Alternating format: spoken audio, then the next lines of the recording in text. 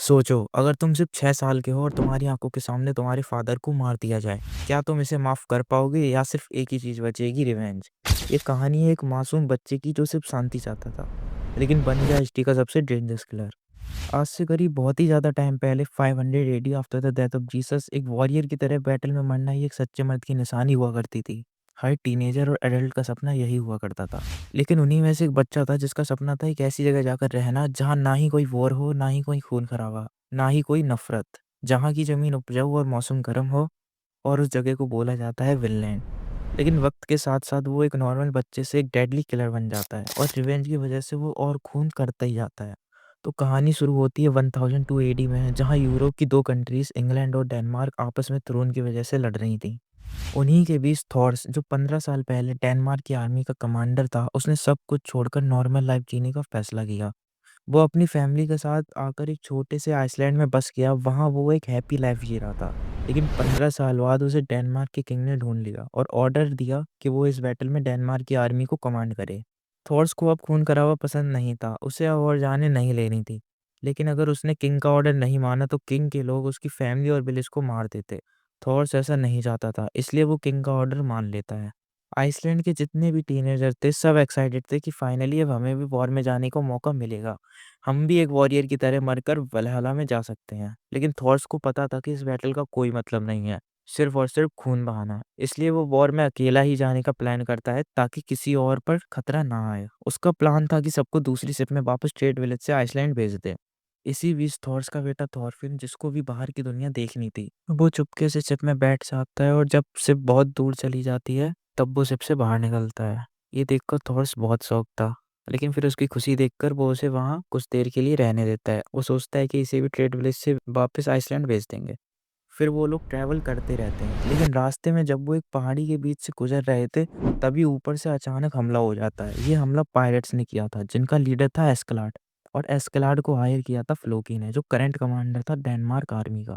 Situation impossible थी, 30-30 pirates हर ship में थे। लेकिन फिर थॉर्स जंप करता है, और जो होता है वो इंसेन है। पल भर में 28 पायरेट डाउन, बिना तलवार निकाले, सिर्फ हाथों से। ये था एक रियल मॉन्स्टर। लेकिन उसी वक्त दूसरी शिप थॉर्स की शिप पर चढ़ जाती है। फिर थॉर्स वहां आता है पहली शिप का सफाया करने के बाद, और कहता है, मुझे तुम्हारे लीडर एस्कलाड के साथ एक डुएल करना है। अगर मैं जीता तो तुम चुपचाप यहाँ से चले जाओगे, और अगर मैं हार गया तो मैं तुम्हें 3 गुना ज्यादा पैसे और गुलाम दूंगा। एस्कलाड देखना चाहता था कि क्या ये थॉर्स द ट्रोल ऑफ जोम वाकई इतना पावरफुल है जितनी इसकी कहानियां हैं। इसलिए वो डुएल के लिए मान जाता है, लेकिन वो थॉर्स के सामने टिक नहीं पाता और उसकी चाल में फंसकर हार जाता है। पर थॉर्स उसे फिनिश नहीं करता, क्योंकि एक डुएल तभी खत्म होता है जब या तो कोई एक इंसान हार मान जाए या डिफीट एक्सेप्ट करे। एस्कलाड ना मरा ना डिफीट एक्सेप्ट किया, और थॉर्स खून खराबा छोड़ चुका था। उसे अब और खून नहीं बहाना था, चाहे सामने दुश्मनी क्यों ना हो। वो थॉरफिन को भी यही सिखाता था, no one in this world deserve to die, you have no enemies, no one has no enemy. लेकिन उसी वक्त एस्कलाड के आदमी थॉरफिन को पकड़ लेते हैं। थॉर्स के पास कोई चारा नहीं बचता। वो कहता है, तुम्हें मुझे मारना है तो मार दो, लेकिन इन्हें जाने दो। अपने विलेजर्स और फैमिली के लिए वो खुद को सेक्रीफाइस कर देता है, और एस्कलाड अपने तीरंदाजों को इशारा करता है। एक के बाद एक तीर तीर सीधे थॉर्स के शरीर में जा लगते हैं, क्योंकि पायरेट्स को डुएल के रूल, ह्यूमैनिटी, इंसानियत के किसी से घंटा मतलब नहीं होता। अगर वो फेयर फाइट करते तो 100 लोग मिलकर भी थॉर्स का कुछ नहीं बिगाड़ पाते। अपने आखिरी पल में थॉर्स थॉरफिन से कहता है, a true warrior does not need a sword. उस वक्त थॉरफिन को इसका मतलब समझ नहीं आता। उसके पास अब सिर्फ एक ही गोल था, रिवेंज। उसे एस्कलाड को एक फेयर डुएल में हराना था, इसलिए वो चुपके से विलेजर्स के साथ वापस नहीं जाता, बल्कि उस शिप में छुपकर बैठ जाता है जो पायरेट्स ने ली थी। रात को वो चाकू लेकर, जो थॉर्स ने उसे प्रोटेक्शन के लिए दी थी, एस्केलाड के पास जाता है और कहता है, मैं तुम्हें एक दिन हराऊंगा। और इस वक्त वो सिर्फ 6 साल का था। कुछ दिन पहले तक वो एक नॉर्मल हैप्पी लाइफ जी रहा था, लेकिन अब उसे सिर्फ और सिर्फ रिवेंज चाहिए था, अपने बाप की मौत का रिवेंज। और उसकी शिप और उसके विलेजर्स को लूटने के बाद वो पायरेट्स मस्त एंजॉय कर रहे थे। वहीं थॉरफिन बैठा बैठा कई दिनों से भूखा प्यासा मर रहा था, क्योंकि एस्कलाड ने सभी को ऑर्डर दिया था, इस चूहे को मत मारो, ये खुद ही मर जाएगा। फिर वो लोग एक विलेज में रुकते हैं, उधर लूटपाट करते हैं, वहां के सभी लोगों को बड़ी ही बेरहमी से मार देते हैं, और उनका खाना और सोना लूटकर कुछ दिनों तक वहीं रहते हैं। उस रात थॉरफिन भागकर एस्कलाड के पास जाता है। वो चाहता तो उसे मार सकता था, लेकिन वो ऐसा नहीं करता। सुबह जब सब उठ जाते हैं तब वो एस्कलाड के पास डुएल के लिए चैलेंज करने जाता है, और एस्कलाड मान जाता है। लेकिन थॉरफिन उस वक़्त कुछ नहीं कर पाता, वो सही से तलवार भी नहीं पकड़ पा रहा था। एस्कलाड एक बहुत ही स्ट्रॉन्ग और मैनिपुलेटिव लीडर था, उसे पता था थॉरफिन आगे चलकर यूज़फुल हो सकता है, इसीलिए वो इनडायरेक्टली उसे हमेशा बचाता रहता है और वो अब भी उसे जाने देता है। कुछ दिनों बाद फिर से थॉरफिन उसे चैलेंज करने आता है, लेकिन तब भी वो कुछ नहीं कर पाता। तब एस्कलाड उससे कहता है, जब तुम बैटलफ़ील्ड में कुछ बड़ा करोगे तब मैं तुम्हें मुझसे लड़ने का मौका दूँगा। और तब से थॉरफिन उन्हीं पायलट के साथ चलता रहता है और धीरे-धीरे उन्हीं की तरह बन जाता है। लेकिन वो उन्हें अभी भी अपना एनिमी ही मानता था। जो एस्कलाड उसे कहता वो वही काम करता। वो हर एक चीज़ करता था, खून, डकैती सब। वो एक किलिंग मशीन बन चुका था। लेकिन फिर भी वो विनलैंड के सपने देखता था। उसे अब सिर्फ एस्कलाड को एक फेयर ड्यूल में हराना था। एस्कलाड की पायलट ग्रुप अब डेनमार्क की आर्मी के साथ काम करने लगा था और वो लोग इंग्लैंड के टाउन और विलेजेस के धीरे-धीरे खत्म करते जा रहे थे। एक दिन वो एक विलेज में जाते हैं उसे लूटने और स्काउटिंग के लिए। एस्केलाड थॉरफिन को वहां भेजता है। थॉरफिन जैसे तैसे दो लोगों को मार देता है और खुद भी जख्मी और बेहोशी की हालत में गिर जाता है। तभी उस विलेज की एक औरत जो कि अपनी बेटी के साथ वहां रहती थी, वो उसका ट्रीटमेंट करती है, उसे खाना देती है, उसकी मदद भी करती है। लेकिन थॉरफिन को सिर्फ अपना काम करना था। रात को वो सिग्नल देता है एस्केलाड को और फिर वो सब आकर उस विलेज में सबको मार देते हैं। और थॉरफिन भी इंग्लैंड आर्मी के सामने एक बीस्ट बन चुका था। कुछ दिनों बाद वो इंग्लैंड के एक एरिया में जाते हैं, उस एरिया को उन्हें लूटना था। पर मुश्किल ये थी कि वहाँ एक ब्रिज था, जो भी शिप जा रही थी सब मारे जा रहे थे। एस्केलाड थॉरफिन से कहता है, अगर तुमने उस ब्रिज पर बैठे आर्मी के कमांडर का सर ला दिया तो मैं तुम्हें मुझसे लड़ने का मौका दूंगा। वो उसे वहाँ के इंचार्ज के पास भेजता है जिसे वो एरिया जीतना था। थॉरफिन उसे बताता है कि हमारे पास 100 वाइकिंग पायलट हैं जो तुम्हारे साथ जुड़कर तुम्हारी ताकत और बढ़ा देंगे। और वो मान जाता है। अगले दिन थॉरफिन उनके साथ जाकर ब्रिज पर चढ़ने लगता है। ये वो इसलिए कर पाता है क्योंकि दूसरी तरफ से एस्कलाड के लोग अपने हाथों से शिप को उठाकर उस टाउन के पीछे नदी से ले जा रहे थे। इस सीन में हमें पता चलता है कि ये वाइकिंग कितने पावरफुल होते हैं। जब तक ब्रिज के लोग क्रॉसबो से उन्हें मार रहे थे, उसी वक्त थॉरफिन ब्रिज पर चढ़ जाता है, एक एक करके सिपाहियों को मारते ही जाता है। फिर उसे उनका कमांडर मिलता है। वो उसका गला काट कर उसका हेड अपने हाथ में लेकर सीधा पानी में छलांग मार देता है। पीछे से घुसकर एस्केलाड के लोग सब सिपाहियों को मार देते हैं और वो एरिया जीत जाते हैं। लेकिन एस्केलाड के लोग वहां का सारा सोना चुरा कर और उस मोनार्च को बेवकूफ बनाकर उसे कुछ ना देते हुए वहां से निकल जाते हैं। थॉरफिन भी कमांडर के हेड के साथ एस्केलाड के पास आता है और कहता है, तो चलो ड्यूल स्टार्ट करें। लेकिन एस्केलाड उससे कहता है, अभी थोड़ा एंजॉय करने दे बच्चे, हम जमीन पर एक प्रॉपर ड्यूल करेंगे। डेनमार्क के किंग ने अपनी आर्मी को इंग्लैंड से वापस बुला लिया और वॉर को करीब 1 साल के लिए रोक दिया। उसने कहा कि हम अगली गर्मी में वॉर फिर से स्टार्ट करेंगे। उसी दौरान एस्केलाड के लोग और थॉरफिन रेस्ट लेते हैं एक ऐसी जगह जहां वो पूरी सर्दियां इस सोने चांदी को दारू और लड़कियों में उड़ाने वाले थे। वहां पहुंचकर थॉरफिन और एस्केलाड की फाइट स्टार्ट होती है। डोइल स्टार्ट होता है और दोनों फुल पावर से लड़ते हैं। थॉरफिन फास्ट अटैक करता है लेकिन एस्केलाड काम रहता है। एस्केलाड के पास एक्सपीरियंस है, वो सिर्फ स्ट्रेंथ से नहीं स्ट्रेटेजी से फाइट करता था। वो थॉरफिन को उसका पास्ट याद दिलाकर और उसके फादर के बारे में बुरा कहकर उसे और भी एंग्री कर देता है। एंड में थॉरफिन फिर से हार जाता है। एस्केलाड उसे जमीन पर गिरा देता है। यहाँ एक इम्पोर्टेंट बात होती है। एस्केलाड कहता है, तुम सिर्फ गुस्से से लड़ते हो, वॉर सिर्फ पावर से नहीं जीती जाती। 1013 एडी सर्दियों के बाद एक बार फिर से वॉर स्टार्ट होती है। डेनमार्क के वाइकिंग जिनको लीड कर रहा था किंग स्वेन, उनकी आर्मी ने इंग्लैंड के नॉर्थर्न और साउथर्न पार्ट को कॉन्करर कर लिया था।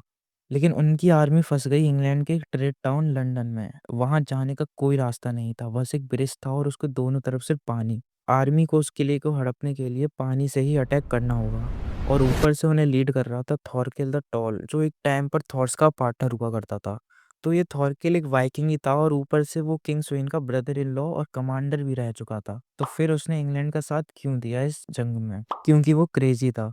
उसे लगता था कि अगर वो लूजिंग साइड में रहेगा तो उसे फाइट करने का मौका और भी मिलेगा। उसकी लाइफ का बस एक ही पर्पस था, लड़ते रहना। वो लोगों को मारना, फाइट करना बहुत ही ज्यादा एंजॉय करता था। एस्कलाड कहता है थॉरफिन से, अगर तुम्हें मुझे इसका सर ला कर दिया तो मैं तुम्हें रिवॉर्ड में एक डुएल दूंगा। थॉरफिन उसे वार्निंग देता है, मैं अभी भी तुझे अपना दुश्मन ही मानता हूँ। मैं कुछ भी नहीं भूला, एक दिन तेरा कलेजा निकाल कर अपने पिता की आत्मा को सौंपूंगा। थॉरकेल का सर लाने के बाद जो तू मुझसे डुएल करेगा वो तेरा आखिरी डुएल होगा। इसी बीच फ्लोकी जाता है थॉरकेल के पास और उसे किंग स्वेन का प्रपोजल सुनाता है। अगर तुम चुपचाप यहाँ से अपने आदमियों को लेकर चले जाओ तो हम तुम्हें जाने देंगे और जो इंग्लैंड तुम्हें दे रही है उसका डबल देंगे। लेकिन थॉरकेल को तो सिर्फ फाइट ही करनी थी। वो ऑफर रिजेक्ट कर देता है। एक बड़ा सा पत्थर उठाकर बोट पर फेंकता है और अपने आदमियों को उन्हें मारने का ऑर्डर देता है। उसी बीच थोरफिन एक बोट में जाता है थॉरकिल के पास उसे फाइट करने। थॉरकिल को उसमें कुछ अलग दिखता है, इसलिए वो उसे आने देता है। वो अपने आदमियों को पीछे कर देता है और एक फेयर बनीवन स्टार्ट होती है। थॉरफिन तेज था, लेकिन थॉरकिल की स्ट्रेंथ अनह्यूमन थी। अगर एक भी पंच उसे पड़ता तो समझो गेम ओवर। और ऐसा ही होता है। थॉरकेल उसका हाथ पकड़कर इतनी बेरहमी से तोड़ता है कि लगता है वो मर ही गया हो। सबको लगता है थॉरफिन मर गया, लेकिन वो नहीं मरता। तभी थॉरफिन अपनी नाइफ से उसकी 2 उँगलियाँ काट देता है। थॉरकेल बहुत खुश होता है। उसे कई सालों बाद ऐसी फाइट करने का मौका मिला था। वो उससे उसका नाम पूछता है। थॉरफिन कहता है, मेरा नाम है थॉरफिन, सन ऑफ थॉर्स। थॉर्स का नाम सुनते ही थॉरकेल शॉक हो जाता है। वो एक्साइटमेंट में उससे पूछता है कि क्या तुम उसी थॉर्स की बात कर रहे हो? और तभी थॉरफिन ब्रिज से कूद जाता है और थॉरकेल भी उसे जाने देता है। लंदन को जीतना ऑलमोस्ट इम्पॉसिबल लग रहा था, इसलिए किंग्समैन अपनी एक चौथाई आर्मी वहां अपने बेटे प्रिंस कैन्यूट की कमांड में छोड़कर वहां से निकल जाते हैं। प्रिंस कैन्यूट एक डरपोक लड़का था और रैगनार के अलावा किसी से बात करने में भी डरता था। तो किंग्समैन ने ऐसा क्यों किया? थॉरकेल ये सुनकर पागल हो गया था कि किंग्समैन फाइट छोड़कर भाग गया, अपने सिर्फ 4000 लोग पीछे छोड़कर। और वो लोग भी उस पर हमला नहीं कर रहे थे, क्योंकि उनका प्रिंस कोई ऑर्डर ही नहीं दे रहा था। थॉरकेल इतना गुस्सा हो गया कि वो बड़े बड़े पत्थर ब्रिज से खड़े खड़े फेंक रहा था, जिनका वजन लगभग 2-3 कुंटल होगा। उसमें अनह्यूमन स्ट्रेंथ थी। थॉरकेल का एक आदमी उसे बताता है, ये प्रिंस कैन्यूट तो मुझे डरपोक लग रहा है, वो हमला करवा ही नहीं रहा। प्रिंस कैन्यूट का नाम सुनते ही थॉरकेल के चेहरे पर एक डार्क स्माइल आ जाती है। दूसरी तरफ थॉरफिन को एक सपना आता है। वो उठता है एक ऐसी जगह जो कि बिल्कुल फिनलैंड जैसी लग रही थी। वहाँ वो अपने विलेजर्स, अपनी माँ, बहन और अपने फादर के साथ पीसफुली रह रहा था। लेकिन एक दिन वहाँ हमला हो जाता है और थॉर्स थॉरफिन को बचाने के लिए तीर अपने ऊपर ले लेता है। उसी वक्त थॉरफिन उठ जाता है। उसके अंदर अभी भी वो रिग्रेट था कि फादर ने उसे बचाने के लिए अपनी जान दे दी। एस्कलाड के लोग मेन फोर्स को छोड़कर थोड़ा पीछे एक जगह पर रुक गए थे। थॉरफिन मस्त सनसेट देख रहा था। तभी एस्कलाड आकर उसे थोड़ा फ्रैंक होकर बातें करने लगता है, लेकिन थॉरफिन उससे कहता है, I am not one of you. वो कहता है, तुझे लगता है कि तू बहुत मैनिपुलेटिव और स्मार्ट है, कि तू मुझसे अपना काम निकलवाता है, लेकिन बाद में तू रिग्रेट करेगा। वो वक्त जल्दी ही आने वाला है जब मैं तेरा गला काटूंगा। एस्कलाड कहता है, ये वक्त तुम्हारा है। तुम जवान हो और मैं बूढ़ा हो रहा हूँ। आगे चलकर एक ना एक दिन तो तुम मुझे मार ही दोगे, यही जिंदगी है। एक ना एक दिन स्ट्रॉन्गेस्ट भी मरता ही है। वो रोमन्स का जिक्र करता है कि ये पत्थर उन्होंने नहीं बनाए जो यहाँ अभी रहते हैं, ये 500 साल पहले रोमन्स ने बनाए थे। वो बहुत एडवांस लोग थे, लेकिन उन्हें भी सैक्सन ने हरा दिया और अब सैक्सन्स 10 से हारने वाले हैं। एस्कलाड कहता है, मैंने क्रिश्चियन को कहते सुना है कि फाइनल जजमेंट आज से 20 साल बाद आने वाला है, जब गॉड अर्थ पर आकर ह्यूमैनिटी को डिस्ट्रॉय कर देंगे और उसे बोला जाएगा रैग्नारॉक। तभी एक हॉर्स राइडर आता है और बताता है कि थॉरकेल के 500 आदमियों ने हम पर हमला कर दिया। हम 4000 थे, फिर भी उनका कुछ नहीं कर पाए, सब मारे गए और प्रिंस कैन्यूट को भी बंदी बना लिया गया।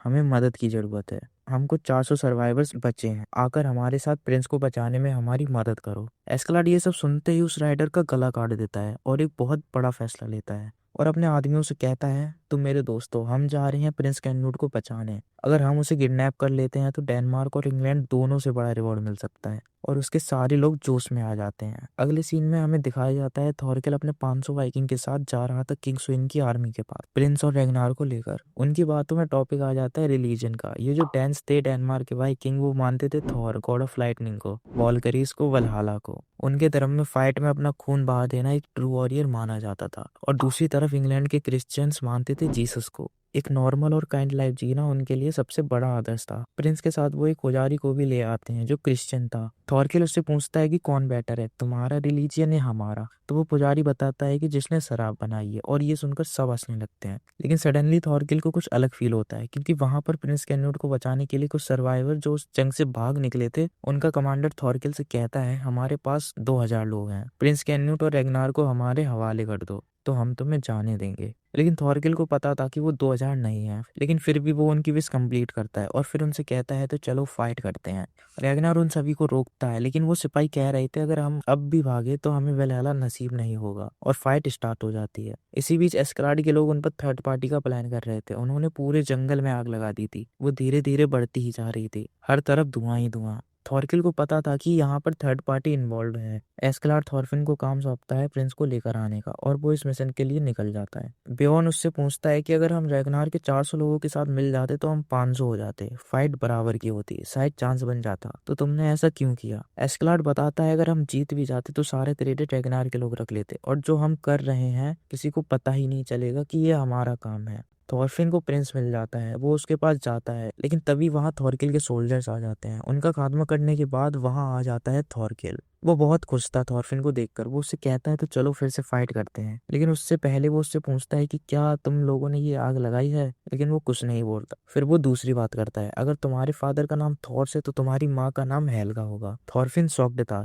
कि तुम्हें ये कैसे पता। थॉरकिल कहता है कि मुझे पता है कि तुम ट्रॉल ऑफ जॉम के बेटे हो, और वो उसे बताता है कि थॉर्स मुझसे भी ज्यादा स्ट्रॉन्ग था, मेरा सपना था उसे हराना, वो एक ट्रू वॉरियर था। इसी बीच एक पेड़ उनके बीच गिर जाता है। तब थॉरकिल उससे कहता है, मैं अभी तुम्हारे हवाले प्रिंस को करता हूँ, क्योंकि हम एक ही जगह जा रहे हैं, किंग स्वेन की मेन फोर्स के पास, और तभी हम अपनी फाइट करेंगे। फिर थॉरफिन वहां से निकलकर एस्कलाड के पास आता है। एस्कलाड प्रिंस से कहता है, योर मेजेस्टी, हम आपको बिना कोई तकलीफ के किंग के पास पहुंचा देंगे, आप टेंशन मत लीजिए। वो रेगनार से कहता है कि क्या मैं योर मेजेस्टी का चेहरा देख सकता हूँ, और फिर प्रिंस का फेस रिवील होता है। सब देखकर शॉक थे, क्योंकि वो एक प्रिंसेस जैसा लग रहा था। प्रिंस को लेकर एस्कलाड आगे बढ़ता है। वो एक मछुआरे से कहता है कि नदी के उस पार जो भी अथॉरिटी हो उन्हें एक लेटर दे दो। वो रीइंफोर्समेंट बुला रहा था, पर ये नहीं पता था कि किससे। एस्कलाड के किंग में एक बंदा था जिसके कान बहुत तेज थे। वो मीलों दूर से फुटस्टेप और घोड़ों की आवाज सुन लेता था। वो उन्हें बताता है कि थोरकिल के लोग आ रहे हैं, वो 1-2 दिन में यहाँ पहुंच जाएंगे। इसके लिए एस्कलाड अपने आदमियों को चलने का ऑर्डर करता है। वो चलते रहते हैं, चलते ही रहते हैं वेस्ट इंग्लैंड में। फिर वो उस जगह पहुंचता है जहां उन्हें मदद मिलने वाली थी। रीइंफोर्समेंट भी आ जाता है, 3 वॉरशिप्स, जिससे वो उस नदी को पार करके आगे वेल्स में जा सके। वेल्स इंग्लैंड का नॉर्थ पहाड़ी इलाका, एक यूनाइटेड कंट्री है। वहाँ इंग्लैंड का राज्य नहीं चलता था। यूरोप में जो भी हो, लेकिन वहाँ लोग बैटल से दूर एक नॉर्मल लाइफ जीते थे। वहाँ का एक कमांडर सिर्फ एस्कलाड की रिक्वेस्ट पर आया था। सौदा ये हुआ था कि आगे चलकर जब प्रिंस इंग्लैंड का राजा बनेगा, तब वो वेल्स के मामले से दूर रहेगा, और बदले में वेल्स एस्कलाड और उसके लोगों को किंग स्वेन के पास, जो नॉर्थ में गेंसबर्ग में थे, वहां पहुंचा देगा। वेल्स पहुंचने के बाद कमांडर प्रिंस से यही बात पूछता है, लेकिन प्रिंस कुछ नहीं बता पाता, तो वो उसे समय देता है और वो आगे बढ़ते रहते हैं। इधर थॉरकिल भी नदी पार करके उनके पीछे ही आ रहा था। रास्ते में एस्कलाड को पता चलता है कि ऊपर चट्टानों में तीरंदाज बैठे हैं। तभी एस्कलाड के घोड़े को मार दिया जाता है। वो लोग थे बारबेरियन, जो बेल्स में ही एक स्टेट थी। उनका कमांडर डेन्स पर भरोसा नहीं करता था। वो बताता है कि तुम हर साल 3 बार समझौता करते हो इंग्लैंड से, लेकिन फिर भी लड़ने लगते हो, तुम्हें हम अपनी कंट्री में कैसे आने दे। उनका ट्रस्ट जीतने के लिए एस्कलाड प्रिंस से कहता है कुछ बोलने के लिए, जिससे उन्हें ट्रस्ट हो, लेकिन प्रिंस शर्मा रहा था, वो कुछ नहीं बोल पाता। तो एस्कलाड कमांडर से कहता है कि अब हमें अपना प्लान बताना ही पड़ेगा।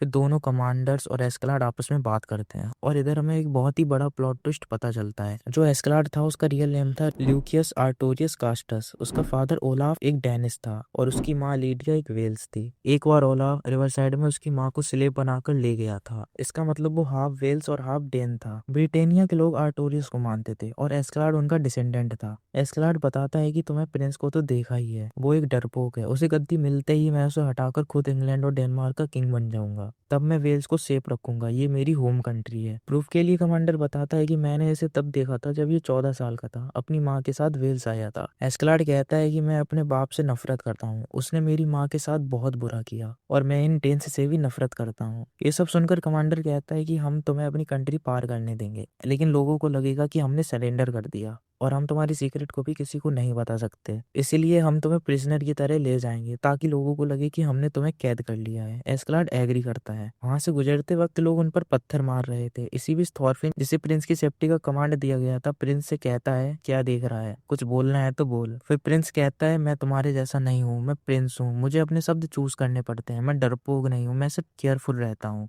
थॉरफिन कहता है अच्छा, तो हमारी प्रिंसेस को ताने मारने भी आते हैं, उसे बहाने बनाने भी आते हैं, उसे बोलना भी आता है। ये सुनकर कैन्यूट बहुत गुस्से से कहता है अपने शब्द वापस लो, और वो उससे लड़ने लगता है। ये बहुत शॉकिंग मोमेंट था, सब शॉक थे, क्योंकि पहली बार प्रिंस किसी और से बोल रहा था, रेगनार के अलावा। फिर वो लोग वेल्स खत्म करके इंग्लैंड में आ गए थे। किंग स्वेन को पता चल जाता है कि प्रिंस को थॉरकिल ने किडनैप किया है। वो अपने लोगों को भेजता है उसे ढूंढने के लिए। एस्कलाड कहता है हमें मर्सिया से होते हुए गेंसबर्ग में किंग स्वेन की मेन फोर्स के पास पहुंच जाएंगे 1 वीक में।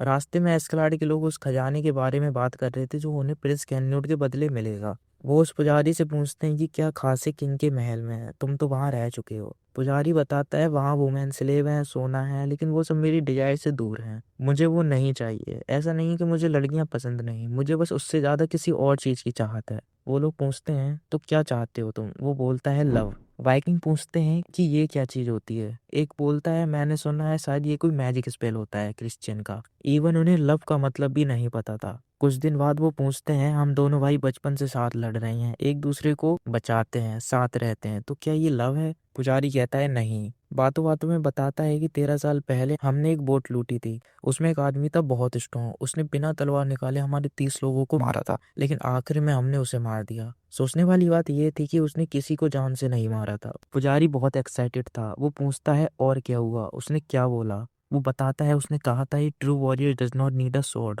शायद वो ओवर कॉन्फिडेंट था, पता नहीं क्या बोल रहा था वो। ये सुनकर पुजारी बहुत खुश हो जाता है, जैसे उसे जो चाहिए था वो मिल गया। अगले सीन में एस्कलार्ड बर्फ के तूफान में पहुंचता है। उनकी सप्लाईज खत्म हो गई थी, खाना पानी सब। वो बर्फ में फंस गए थे, लेकिन एस्कलार्ड कहता है मैं इसका भी रास्ता निकाल लूंगा। फिर हमें दिखाया जाता है एक टाउन जहाँ बर्फ पड़ रही थी। वहाँ एक घर में बहुत ही सच्चे क्रिश्चियन लोग रहते थे, कोई गलत काम नहीं करते थे, गॉड के जजमेंट से भी डरते थे। उनमें एक लड़की थी जो कुछ दिन पहले बाजार से एक रिंग चुरा कर अपने पास रख ली थी। वो बाहर जाती है टॉयलेट का बहाना बनाकर, वो रिंग पकड़कर सोचती है कि अब मुझे भगवान माफ नहीं करेंगे, मेरे परिवार वाले सब हेवन में जाएंगे पर मैं नहीं जा पाऊंगी। पर रिंग भी उसे बहुत पसंद थी, वो उसे वापस भी नहीं कर सकती थी। तब उनके घर में बियॉन्ड पहुंच जाता है और सारे गांव वालों को तलवार दिखाकर एक जगह इकट्ठा कर देता है। उन्हें उनका खाना चाहिए था। गांव में 50 लोग थे और उनकी पूरी सर्दी का खाना था। एस्कलार्ड के पास सप्लाईज खत्म हो गई थी। इसका मतलब अगर वो उनका सारा खाना ले लेता और उन्हें जिंदा छोड़ देता तो वो भूख से मर जाते या अथॉरिटी को बता देते कि वाइकिंग्स ने लूट लिया। इसलिए एस्कलार्ड अपने आदमियों को ऑर्डर देता है कि इन सबको मार दो। पुजारी बहुत कोशिश करता है उन्हें बचाने की, लेकिन उसे मारकर एक साइड कर दिया जाता है। लेकिन वो जो लड़की थी वो बच जाती है और भाग निकलती है और भगवान से पूछती है मेरे सारे घर वाले हेवन चले गए, आपने मुझे अपने पास क्यों नहीं आने दिया? शायद आपको मैं नहीं चाहिए थी। वो कहती है मैंने पहली बार इतने बेरहम लोग देखे हैं जिन्हें आपकी जजमेंट से कोई फर्क नहीं पड़ता। उसका विश्वास ऊपर वाले के जजमेंट से उठ गया था। फिर वो वहीं बर्फ में बेहोश हो जाती है। अगले सीन में किंग स्वेन फ्लोकी से बात कर रहा था। फ्लोकी बताता है कि प्रिंस के रेस्क्यू ग्रुप और थॉरकिल के ग्रुप के फाइट के बीच प्रिंस कैन्यूट गायब हो गया। शायद वो मर गया है या हमारा इंतजार कर रहा है, कोई सुराग नहीं मिल रहा। किंग स्वेन कहता है अगर वो अपना पोटेंशियल दिखाता और अपने बड़े भाई हराल्ड से ज्यादा काबिल होता तो वो वहां होता ही नहीं। फिर हमें दिखाया जाता है मर्सिया, जहाँ एस्कलार्ड के लोग जा रहे थे। वहां पहले से थॉरकिल अपने ग्रुप के साथ बैठा था। उसे उस लड़की से पता चलता है कि वाइकिंग ने गांव डिस्ट्रॉय किया। इससे थॉरकिल समझ जाता है कि ये थॉरफिन का ग्रुप है और वो इधर ही बढ़ रहे हैं, मतलब इनके बीच मुकाबला होगा और ये फाइट भी एकदम जबरदस्त होने वाली है। At this point,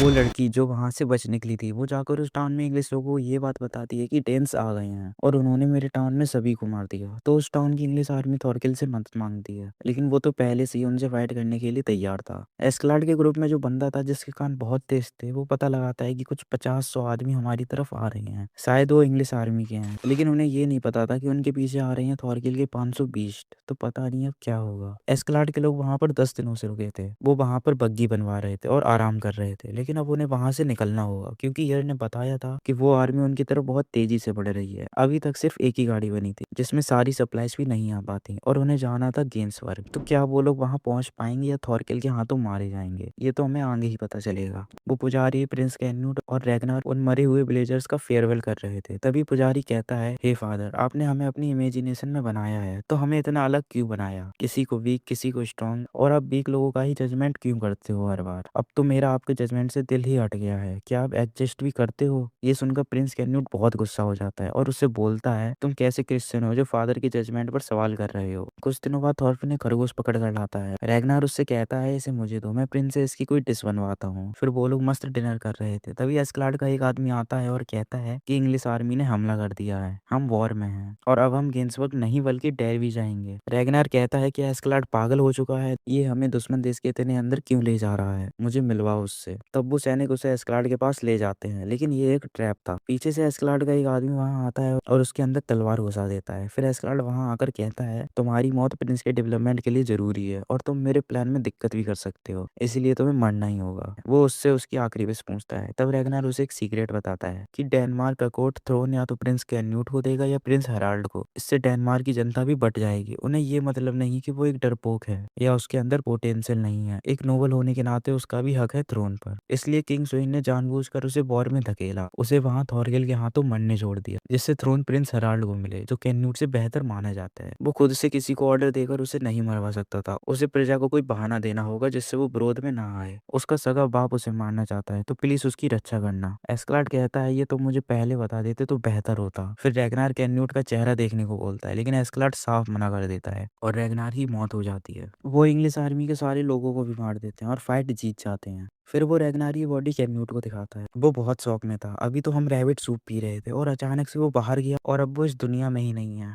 वो पूरा टूट चुका था। फिर ब्योन एस्कलार्ड से पूछता है तुमने रैगनार को क्यों मारा। वो बताता है कि जंग के बीच किसी को कुछ पता नहीं चलेगा, प्रिंस के डेवलपमेंट के लिए जरूरी था। एस्कलार्ड ब्योन से पूछता है तुम मुझे फॉलो क्यों करते हो। वो बताता है मेरा मन करता है बस, और कुछ नहीं। फिर एस्कलार्ड कहता है मैं जिसे फॉलो करता हूँ वो मुझे कैन्यूट को फॉलो करने को कहता है। ब्योन फिर पूछता है और अगर प्रिंस एकदम सदमे में चला गया और तुम्हारे कुछ काम का ही ना रहा तो क्या करोगे। एस्कलार्ड कहता है तो मैं उसे मार दूंगा। फिर वो लोग एक इंग्लिश आर्मी के सोल्जर के पास जाते हैं पूछताछ करने। वो उसे बहुत देर तक टॉर्चर करता है, लेकिन वो कुछ नहीं बताता। तभी यार भागते भागते आता है और बताता है कि 500 लोग हमारी तरफ बढ़ रहे हैं। फिर वो सोल्जर बताता है अब तुम डेनिस अपने ही खून से मरोगे, तुम थॉरकिल के हाथों मारे जाओगे। वहाँ हाई अलर्ट हो जाता है, सब वहां से निकलने लगते हैं। एस्कलार्ड के कुछ लोग तो उसे धोखा भी देने लगते हैं। वो थॉरकिल के साथ जुड़ने का प्लान कर रहे थे, लेकिन एस्कलार्ड उनसे कुछ नहीं कहता। वो कहता है अपना लीडर चूज करो और उसे फॉलो करो, और अगर मेरे साथ चलना है तो चलते रहो। आधे लोग वहीं रुक जाते हैं और आधे लोग एस्कलार्ड के साथ चलते रहते हैं। जो लोग रुक गए थे वहां पर थॉरकिल उनकी एक नहीं सुनता और उन्हें चीरता ही जाता है और एस्कलार्ड के ग्रुप का पीछा करता रहता है।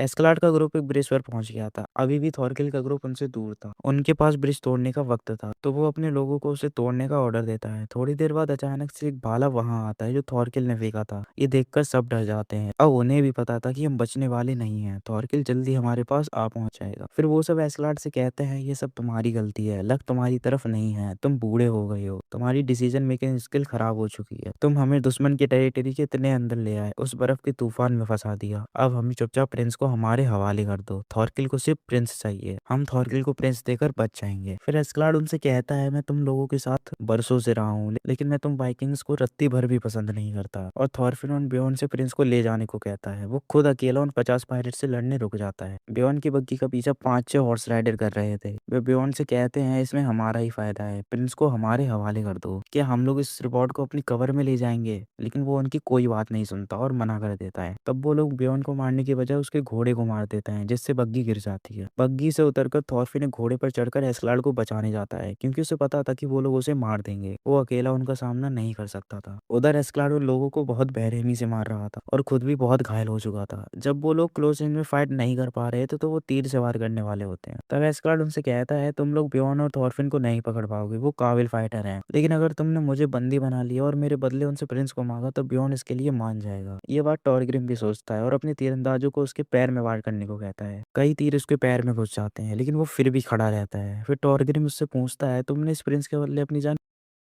यहाँ हमें एस्कलार्ड का पास्ट दिखाया जाता है। उसकी माँ उसे हमेशा कहती थी कि आर्टोरियस 20 साल बाद आएगा और बुरे लोगों का सफाया करेगा, उनका जजमेंट करेगा, और जब वो आए तो तुम्हें उसकी सेवा करनी है, उसकी रक्षा करनी है, उसकी मदद करनी है। एस्कलार्ड का भी यही गोल था। उसे प्रिंस कैन्यूट में एक सच्चा किंग दिखता था। अगर वो इस राज्य का किंग बन गया तो वो सभी को एक पीसफुल लाइफ देगा, इसलिए वो ये सब कर रहा था। लेकिन अब वो बूढ़ा हो गया था, उसमें पेशेंस नहीं बचा था। वो किंग आर्टोरियस का इंतजार अब नहीं कर सकता था, इसलिए अब उसे ही किंग आर्टोरियस को बनाना होगा, और ये पोटेंशियल वो प्रिंस कैन्यूट में देखता है। तभी अचानक पीछे से थॉरगिल का ग्रुप आ जाता है। टॉरगिल उससे कहता है हम जल्दी ही प्रिंस को तुम्हारे हवाले कर देंगे, बस हमें वक्त दो। फिर थॉरगिल कहता है प्रिंस को तो हम खुद ही पकड़ लेंगे, और अपने आदमियों से कहता है इन सभी को मार दो सिवाय एस्कलार्ड के। वो लोग उनसे कहते हैं कि चलो अपने हथियार उठाओ और हमसे फाइट करो। वो सब शॉक हो गए थे और थॉरगिल को देखकर टॉरग्रिम तो कोमा में ही चला गया था। फिर थॉरगिल के लोग उन सभी को मार देते हैं। तभी वहां आता है थॉरफिन। वो थॉरगिल से कहता है एस्कलार्ड को छूना भी मत, वो मेरा है, उसे सिर्फ मैं मारूंगा, और अगर तुमने उसे छुआ भी तो मैं तुम्हें मार दूंगा। इतना जायंट आदमी देखकर जिससे सब डरते थे उसके सामने भी थॉरफिन बिल्कुल नहीं डरता। फिर थॉरकिल कहता है तो चलो एक ड्यूल करते हैं, क्योंकि वो तो थॉरफिन से फाइट करने ही आया था। जो भी ड्यूल में जीतेगा एस्कलार्ड उसका होगा। फिर ड्यूल स्टार्ट होता है।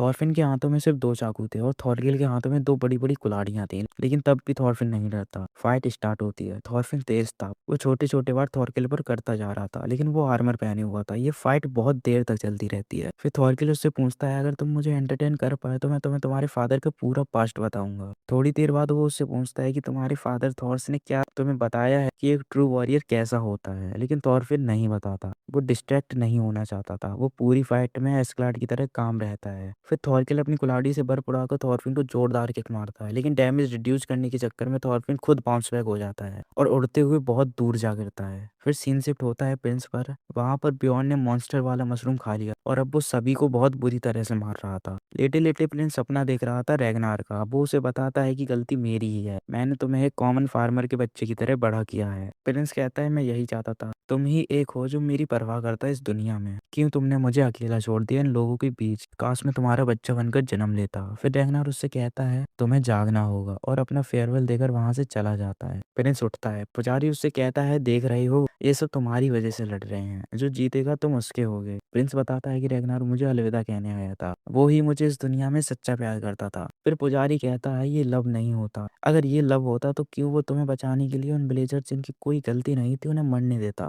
एक माँ अपने बच्चे से, पति अपनी पत्नी से जो फीलिंग जाया करता है, वो बस उनकी परवाह दूसरों से ज्यादा करते हैं। ये लव नहीं होता, ये डिस्क्रिमिनेशन, भेदभाव होता है। फिर प्रिंस उससे पूछता है, तो आखिर लव होता क्या है? वो उससे बताता है, ये सामने मरा हुआ इंसान देख रहे हो, अब इसके अंदर ना कोई सैडनेस है, ना जेलसी, ना हेटरेट, ना भेदभाव, अब कुछ भी नहीं। अब इसका मांस जंगली जानवर या कीड़े खाएंगे, उनसे उनका फायदा होगा। इसके कॉर्प्स पर बारिश होगी, हवा से ये हिलेंगे। ये होता है love. Love means that. Prince कहता है, अच्छा तो मैं समझ गया, ये बर्फ ये लव है, ये खेत ये पेड़ ये है love. I finally understand now. फिर बियॉन्ड सभी को मारकर आउट ऑफ कंट्रोल होकर प्रिंस को मारने के लिए बढ़ता है, लेकिन वो डरता नहीं। वो हेवन में बैठे फादर से कहता है, जो चीज हमें चाहिए थी हेवन, वो तो तुमने अपने लिए रख ली, और हमें उस पर पहुंचने के लिए मरना होगा। क्या तुम्हारे ट्रायल से इस बॉडी को ट्रू पीस मिलेगी? सब तुम्हारी गलती है। अब हम तुम्हारे भरोसे नहीं बैठेंगे, हमें तुम्हारी पैराडाइज नहीं चाहिए। मैं खुद अर्थ पर एक हेवन बनाऊंगा, जहाँ ना ही कोई खून खराबा हो, सभी पीसफुल लाइफ जिए, और अब मुझे तुम्हारे जजमेंट, तुम्हारे आवाज से कोई फर्क नहीं पड़ता। फिर वो बियॉन्ड को गले लगाता है, और पता नहीं कैसे वो शांत होकर नॉर्मल हो जाता है। तभी पीछे से आकर एस्कलाड का एक आदमी उसे चाकू से वार करके गिरा देता है। प्रिंस कहता है, ये बेकार की फाइट बंद करो, अब मैं थॉरकिल के पास जा रहा हूँ।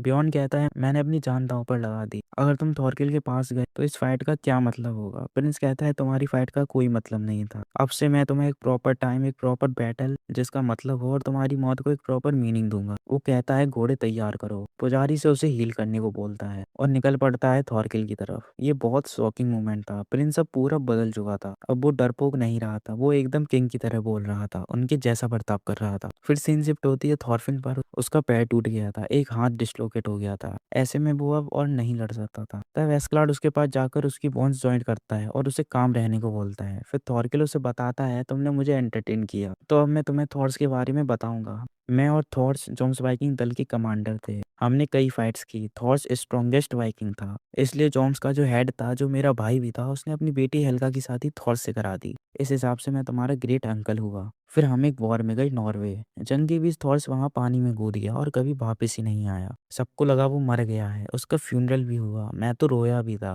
कि अब मैं उससे कभी नहीं लड़ पाऊंगा। उसके 3 महीने बाद जॉम्स कंट्री में थॉर्स हेल्गा को लेने आता है, लेकिन उसे थॉरकिल देख लेता है। मैं उस पर हमला करता हूँ, लेकिन फिर उसका चेहरा देखता हूँ और बहुत खुश हो जाता हूँ। मैं कहता हूँ कि मुझे लगा कि तुम मर ही गए हो, चलो अब चीफ के पास चलते हैं। थॉर्स कहता है, नहीं, मैं चाहता हूँ तुम ये सब भूल जाओ कि तुमने मुझे देखा। मैं बैटल छोड़ चुका हूँ, मुझे एक ट्रू वॉरियर होने का मतलब पता चल चुका है। थॉरकिल गुस्से में कहता है, ये वॉरियर की कंट्री है, यहाँ से वॉरियर को लड़ना आना चाहिए, और अगर तुमने चीफ से बिना पूछे यहाँ से भागने का फैसला किया तो तुम्हारी सजा मौत होगी। और वो अपने हथियार निकालता है और उससे कहता है, अपनी स्वॉर्ड्स निकालो। थॉर्स कहता है, मुझे उसकी जरूरत ही नहीं है, और उसे एक मुक्का मारकर बेहोश करके वहां से निकल जाता है। उसके 15 साल बाद मुझे पता लगा कि थॉर्स सच में मर चुका है। अब वो ऐसी जगह जा चुका है जहाँ शायद वो एक ट्रू वॉरियर बन गया होगा। अब तुम मुझे बताओ कि आइसलैंड में उसने कैसी जिंदगी जी? लेकिन थॉरफिन कुछ नहीं बताता, वो उसे गाली दे देता है। थॉरकिल चिढ़ जाता है और फाइट फिर से स्टार्ट होती है। एस्कलाड थॉरफिन को बताता है, तुम अपना गोल याद करो, तुम्हें मुझे हराना है, अगर ऐसे लड़ोगे तो तुम उसे नहीं हरा पाओगे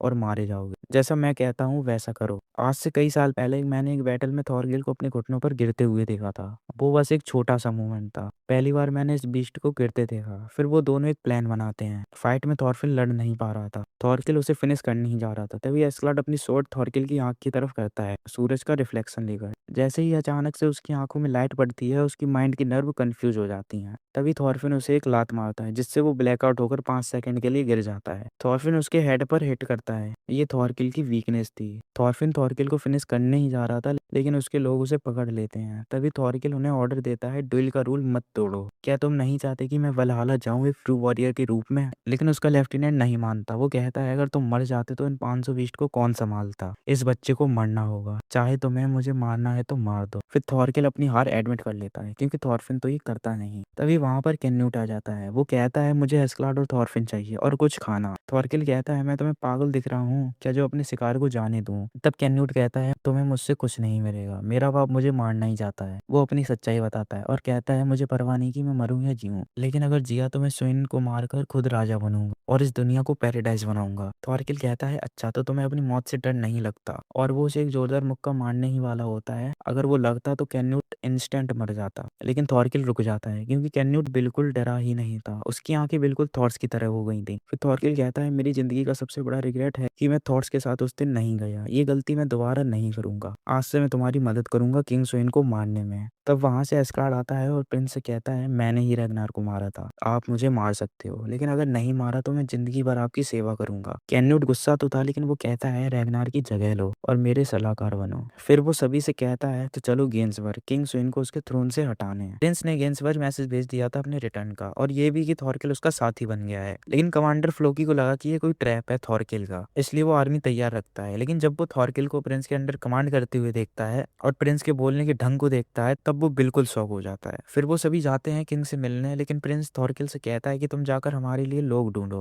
जो हमें किंग को गद्दी से हटाने में हमारी मदद करे, क्योंकि तुम इन डेन्स के एक समय पे कमांडर रह चुके हो और किंग को एक बार बिट्रे भी कर चुके हो। और फिर प्रिंस, एस्क्लाड और थॉरफिन जाते हैं किंग से मिलने। थॉरफिन और एस्क्लाड को पता चलता है कि अंदर 20 तीरंदाज बैठे हैं, लेकिन प्रिंस उनसे कहता है, तुम लोग पहले अपनी तलवार नहीं निकालना, चाहे कुछ भी हो जाए। फिर किंग प्रिंस को देखता है और उससे कहता है, तुम कुछ ही दिनों में बहुत बदल गए हो। फिर वो कहता है कि ये जो क्राउन है इसकी भी अपनी एक विल है, ये क्राउन ही मुझे ऑर्डर देता है। फिर प्रिंस उससे कहता है, तो क्या इस क्राउन ने आपको मुझे मारने का ऑर्डर दिया है? फिर वो कहता है, इस क्राउन से हमें पावर मिलती है भगवान के बराबर होने की, और इससे हम पावर गेन कर सकते हैं, लेकिन तुम्हें इसका गुलाम बनकर रहना होगा, इसके ऑर्डर फॉलो करने पड़ेंगे। तभी वहां सोल्जर उन्हें घेर लेते हैं। फिर किंग कहता है, मैं तुम्हें कॉर्नवेल में एक किला दूंगा, वहां पर तुम अपनी सारी जिंदगी गुजार लेना, लेकिन अगर तुमने मना किया तो तुम यहीं मारे जाओगे। तभी एस्क्लाड उनसे कहता है, मैं हूँ एस्क्लाड, सन ऑफ ओलाफ। वो कहता है कि सच में क्राउन यही जाता है? आप ही देखिए, जिस लंदन को आपकी 20,000 की आर्मी भी नहीं जीत पाई, उसे प्रिंस ने जीत लिया और थॉरकिल को अपने कमांड में कर लिया। फिर किंग बोलता है, एस्क्लाड ये नाम किसी डेनिस का तो नहीं लग रहा। वो उससे उसका रियल नाम पूछता है, लेकिन वो बताता है कि ये मेरा इकलौता नाम है। फिर किंग कहता है, अच्छा तो तुम किसी स्लेव या बज्जात के बच्चे होगे। ये सुनकर एस्क्लाड का खून खोल जाता है, लेकिन वो कुछ कहता नहीं। फिर किंग कहता है, तुमने एक बहुत ही अच्छा सलाहकार रखा है। अभी मैं जा रहा हूँ जॉर्विक में, वहां पर हम तुम्हारे आने की खुशी में एक जश्न रखेंगे। फिर रात को वो सभी पार्टी कर रहे थे। फिर प्रिंस एस्क्लाड से पूछता है, क्या हमें किंग को मार देना चाहिए अभी? एस्क्लाड कहता है, किंग के पास लोगों के दिमाग के पढ़ने की स्किल है, वो रूल करने के लिए बिल्कुल परफेक्ट है। वो एक डेंजरस दुश्मन है,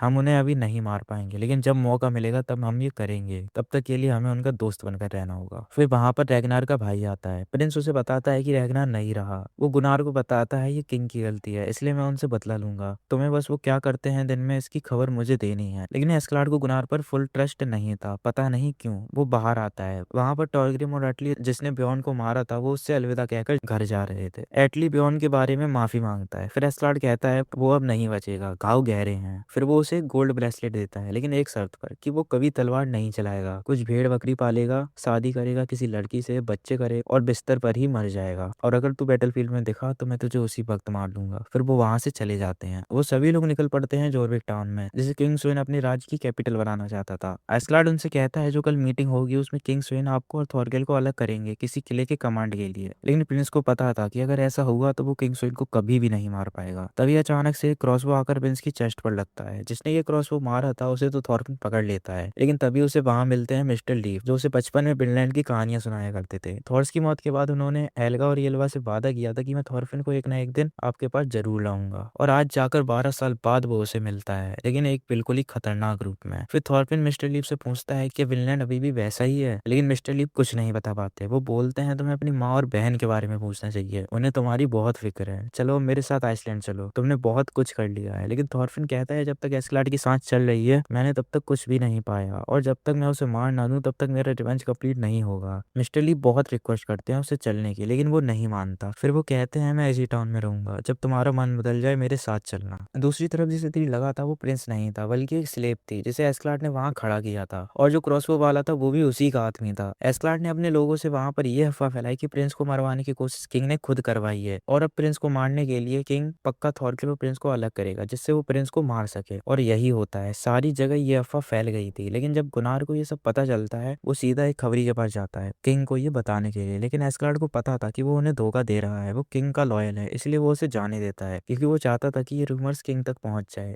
जिससे वो भी समझ जाए कि उनके लिए यही बेहतर है। ये सारा एस्कलार्ड का प्लान था। किंग ये सब सुनकर कहता है ये बहुत शातिर है, ये हमें आगे चलकर तकलीफ देगा। फिर सीन शिफ्ट होता है, एस्कलार्ड बियॉन से बात कर रहा होता है। बियॉन कहता है तुम्हारा पैर ठीक है? वो कहता है हाँ, मैं तलवार तो चला ही लूंगा। फिर बियॉन उससे पूछता है कल ठीक रहेगा? वो बोलता है हाँ। फिर अगले दिन डुएल होता है एस्कलार्ड और थॉरफिन का, लेकिन तभी वहां बियॉन आ जाता है एस्कलार्ड से डुएल करने, क्योंकि उसे पता था कि वो बचने वाला नहीं है, इसलिए वो एक वॉरियर की तरह मरना चाहता था। अपने आखिरी शब्दों में बियॉन कहता है शायद तुम मुझे हेट करते होगे क्योंकि मैं एक डेनिस हूँ, लेकिन मुझे इससे कोई फर्क नहीं पड़ता, मैं बस तुम्हारा दोस्त बनना चाहता था, तो क्या मैं तुम्हारा दोस्त हूँ? एस्कलार्ड कहता है हाँ, मेरे पहले और आखिरी दोस्त तुम ही हो। फिर बियॉन की डेथ हो जाती है। उसके बाद एस्कलार्ड कहता है अब तू आ जा बच्चे। फिर डुएल स्टार्ट होता है, लेकिन एस्कलार्ड बहुत अलग लग रहा था, वो अपनी तलवार भी फेंक देता है और थॉरफिन से कहता है अब तुझे मुझे मारने में आसानी होगी, चल आ जा। लेकिन एस्कलार्ड उसके दोनों हाथ पकड़ लेता है, फिर उसके पेट में एक पंच, फिर हेड पर, और फिर लात घोंसों की बारिश कर देता है। ये फाइट बिल्कुल वन साइडेड लग रही थी, क्योंकि एस्कलार्ड को थॉरफिन के सारे मूव्स पता थे, लेकिन फिर भी वो उसे फिनिश नहीं करता। फिर एस्कलार्ड उससे कहता है तुम्हें क्या लगता है थॉरकिल को हरा दिया तो तुम स्ट्रॉन्गेस्ट हो, तुम्हारे अंदर स्किल है, लेकिन जब तुम्हारा खून तुम्हारे दिमाग पर चढ़ जाता है तुम सब भूल जाते हो। मुझे पता था तुम मेरे हेड की तरफ ही अटैक करोगे, एक बैटल में सिर्फ स्ट्रेंथ काम नहीं आती। फिर वो कहता है बियॉन्ड सही कहता था, मैं वॉरियर से नफरत करता हूँ, स्पेशली नॉर्समैन वाइकिंग से, और मैंने जो सबसे पहला वाइकिंग मारा था वो मेरा बाप ही था। फिर वो अपना पास्ट बताता है। जब एस्कलार्ड 11 साल का था वो उसी विलेज में छोटे मोटे काम करता था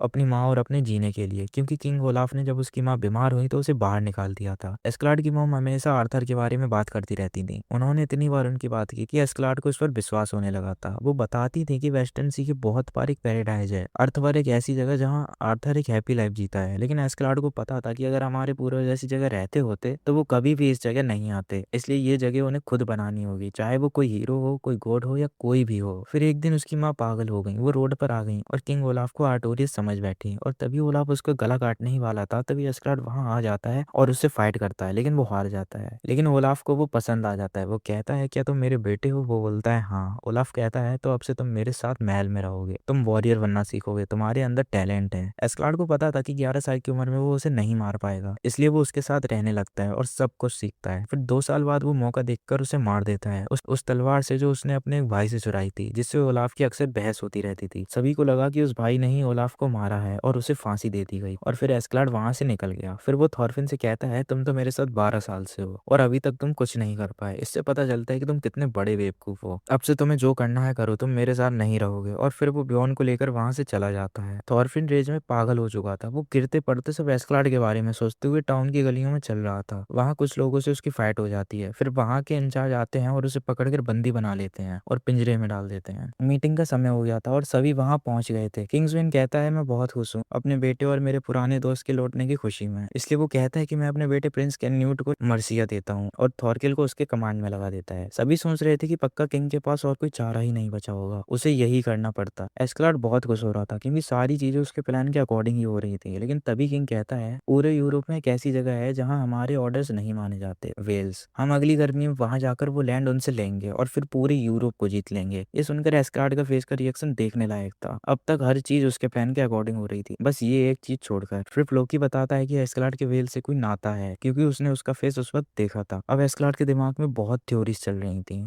उसे जितनी जल्दी हो सके किंग स्वेन को मारकर जाकर अपनी होम कंट्री वेल्स, अपनी मदरलैंड को बचाना था। दूसरी तरफ कैद खाने में मिस्टर लीफ थॉरफिन से मिलने आते हैं। वो उसे कहते हैं, याद है जब मैं एक बार बर्फ के आइसलैंड में फंस गया था, मेरे सारे साथी मर गए थे, राशन खत्म हो गया था, लेकिन मैंने हार नहीं मानी। एक सेलर समुद्र में लड़ता है लहरों से और तूफानों से, बिल्कुल वैसे ही जैसे एक वॉरियर बैटल में लड़ता है। शायद तुम सही हो, शायद रिवेंज के बाद ही तुम्हें सुकून मिले, लेकिन मैंने भी थॉर से वादा किया है, मुझे उसका कर्ज अदा करना है। मैं तुम्हें आइसलैंड ले जाऊंगा, हार नहीं मानूंगा, चाहे कुछ भी हो जाए। हम साथ में आइसलैंड चलेंगे और फिर वहां से वेस्टर्न सी के उस पार जाएंगे, एक ऐसी जगह जहाँ ना ही कोई वॉर हो, ना ही कोई खून खराबा, जहाँ जमीन उपजाऊ और मौसम गर्म हो, और उस जगह को कहते हैं विललैंड। थॉर्स भी हमेशा से वहीं जाना चाहता था। अगर वो बैटल में ना फंसा होता और जिंदा होता तो वो पक्का विललैंड के लिए निकल पड़ता। ये सब सुनकर थॉरफिन भी काम हो जाता है और मिस्टर लीफ के साथ चलने के लिए रेडी हो जाता है। लेकिन तभी वो आसमान में एक चिड़िया को उड़ते हुए देखता है और अपना डिसीजन चेंज कर देता है और वहां से मीटिंग हॉल की तरफ चला जाता है। दूसरी तरफ किंग ने एस्कलार्ड को रिवॉर्ड देने के लिए बुलाया था, लेकिन तभी एस्कलार्ड कहता है, वेल्स पर हमला करना क्या सही होगा? हम 10 साल से लड़ रहे हैं, अब हमें डेवलप होना चाहिए, और वेल्स तो एक गरीब देश है, उसे अभी हड़प कर क्या ही हासिल होगा। किसी की हिम्मत नहीं थी किंग के फैसले पर सवाल उठाने की। लेकिन फिर किंग उसके पास आते हैं और कहते हैं, तुम एक लॉयल सर्वेंट हो और हमें ऐसे ही लोगों की जरूरत है। फिर वो उसके कान में आकर कहता है, वेल्स या कैन्यूट, तुम्हें क्या चाहिए? अगर वेल्स को बचाना है तो कैन्यूट का सर ला कर दो, और मुझे पता है कि तुम्हारी वो स्लेव मदर वेल्स की थी, इसलिए तुम अपनी मदरलैंड से इतना प्यार करते हो, तो बताओ तुम क्या चूज करोगे? लेकिन तभी एस्कार्ड कहता है, इतना भद्दा चेहरा किसी किंग का नहीं हो सकता। वो किंग की बहुत बेइज्जती करता है, फिर अपनी तलवार निकाल कर कहता है, किंग मेरी रेंज में है, अगर किसी ने कुछ भी किया तो मैं इसे मार दूंगा। सब शौक हो गए थे। फिर एस्क्लार्ड कहता है, तुम्हें मेरा रियल नेम जानना था ना? मेरा रियल नेम जो मेरी माँ ने दिया है, ल्यूकस आर्टोरियस कास्टस, ब्रिटेनिया का असली राजा, इस यूरोप में मेरा हक है। और ये कहकर वो किंग का गला काट देता है और किंग की तुरंत मौत हो जाती है। कई सैनिक उसकी तरफ आगे बढ़ते हैं, लेकिन कोई भी उसका कुछ नहीं कर पा रहा था। वो बिल्कुल पागल हो चुका था और सबको एक एक करके काटता जा रहा था। फिर फ्लोकी उससे लड़ने जाता है और कहता है, तुम्हें पता भी है कि तुमने क्या किया है? एस्क्लार्ड कहता है, अभी जरा अपने किंग से तमीज से बात कर। तभी प्रिंस थॉरकिल से कहता है, ये पागल नहीं हुआ, एस्क्लार्ड ने मुझे और बेस को बचाने के लिए किंग के मर्डर का सारा आरोप अपने ऊपर ले लिया है। अभी उसे हंगामा करने दो, फिर तुम उसे मार देना, क्योंकि यही सही रहेगा, वो भी यही चाहता है। लेकिन थॉरकिल कहता है, एक मास्टर अपने पागल कुत्ते को खुद ही शांत करता है। तभी वहां थॉरफिन आ जाता है। एस्क्लार्ड उससे दूर रहने को कहता है, लेकिन तभी प्रिंस अपनी तलवार एस्क्लार्ड के अंदर घुसा देता है। एस्क्लार्ड कहता है, बहुत अच्छे। थॉरफिन भागते हुए उसके पास जाता है और फिर एस्क्लार्ड कहता है, मुझे मार दो और अपना रिवेंज कंप्लीट करो, इससे तुम्हें भी सुकून मिलेगा। लेकिन थॉरफिन कहता है, तू अभी नहीं मर सकता, उठ और मेरे से फाइट कर, मुझे तुझसे एक फेयर डुएल में हराना है। फिर एस्क्लार्ड उससे कहता है, मुझे पता है कि तुमने ये नहीं सोचा कि मेरे मरने के बाद तुम क्या करोगे। फिर वो कहता है, तुम थॉर्स के बेटे हो, आगे बढ़ते रहो, ऐसी जगह जाओ जहाँ थॉर्स भी ना गया हो, और यही तुम्हारा ट्रू बैटल है। और ये कहकर एस्क्लार्ड मर जाता है। थॉरफिन को कुछ समझ नहीं आ रहा था, उसके पास जीने का कोई मकसद ही नहीं बचा था, उसका बस एक ही गोल था, एस्क्लार्ड को हराना। अब उसे कुछ समझ ही नहीं आ रहा था। तभी वो प्रिंस की तरफ बढ़ता है, लेकिन थॉरकिल उसे पकड़ लेता है। फिर प्रिंस उससे कहता है, इसे कोई नहीं मारेगा, इसका फैसला मैं खुद करूंगा। फिर वो क्राउन उठाता है और कहता है, किंग की मौत के बाद थ्रोन का असली हकदार मैं हूँ, अब हम डेवलप करेंगे, ना कि अगली गर्मी वेल्स को जीतने जाएंगे। थॉरफिन को सब पकड़कर वहां से ले जा रहे थे, तभी उसके हाथ से उसकी नाइफ छूट जाती है और फिर पूरे सीजन का एक आइकॉनिक सीन आता है। उस फ्लैशबैक में सारा सीजन दिखाया जाता है और कुछ अजनबी कैरेक्टर दिखाए जाते हैं जो आगे चलकर मेन रोल अदा करने वाले हैं। और यहीं विलनेट सागा सीजन 1 खत्म होता है। अब थॉरफिन क्या करेगा? उसके पास जीने का कोई मकसद ही नहीं बचा है और वो आइसलैंड भी नहीं जाता। अगले सीजन में थॉरफिन बिल्कुल चेंज हो जाएगा और उससे हमें भी बहुत कुछ सीखने को मिलेगा। मैं जल्दी ही सीजन 2 एक्सप्लेन करूंगा। तब तक के लिए एंजॉय योर लाइफ।